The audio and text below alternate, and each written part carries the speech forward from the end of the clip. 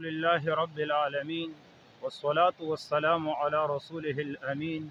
اما بعد، محترم و مسلمانان ورونو، نن چې په کوم ټاپک په کوم موضوع باندې خبره کوو، د دې تعلق به صرف د نارینه سره، کاغه الکان دي، کاغه سپینګری دي، کاغه مالدار دي او کاغه غریبانان دي.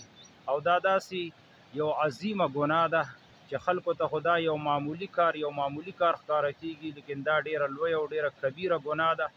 د دې ګناه د وجې نه الله رب العالمین قارون سره د اهل و عیال سره د مال و دولت سره د خپلو خزانو سره د خپل کور په ځمکه باندې ننباسلی دی.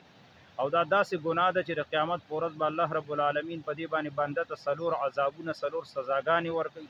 صحیح مسلم کې راځي، ابو ذر رضی الله تعالی عنه فرمایي چې رسول الله صلی الله علیه وسلم فرمایل: ثلاثة لا يكلمهم الله يوم القيامة ولا ينظر إليهم ولا يزكيهم ولهم عذاب أليم.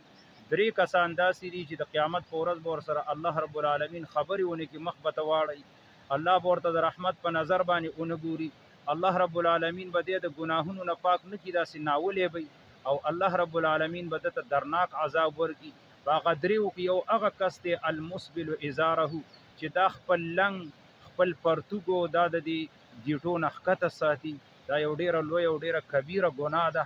رسول الله صلی الله علیه وسلم فرمای: من اسفل من الكعبین من الازار ففي النار. کم نارینه چې د خپل پرتوګ دا پنسي دا د دې ګیټو نه ښکته ساتي، داسې انسان به الله جهنم ته داخلي. رسول الله صلی الله علیه وسلم جابر ابن سلیم رضی الله تعالی عنہ ته فرمایل چې ارفع ازارک الى نصف الساق. دا خپل لنګ دی، دا خپل پرتوګ دی، د دې نیمې پنډۍ پورې راوچتوه. فإن ابیت الى الكعبین، که دا نشي کولی نو کم از کم د پټکو پورې خو خامخا راوچتوه په دې ځای پورې. ځکه فإنها من المخیله، کم انسان چې دا خپل لنګ، د خپل پرتوګ دا پنسي د دې ګیټو نه ښکته ساتي، دا متکبره انساني. او ان الله لا يحب المخیله، او الله رب العالمین داسې متکبره انسان هغه نه خوښوي. زما محترم مسلمانانو ورونو، دا خپل پرتوګو خاص کر نارینه ته وایم چې هغوی د دا خپل لنګ، خپل پرتوګ دا پنسي دا د ګیټو نه بره ساتي.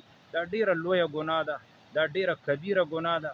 الله رب العالمین له په دې دومره سخته غصه ورځي چې داسې انسان به الله رب العالمین جهنم ته داخلي.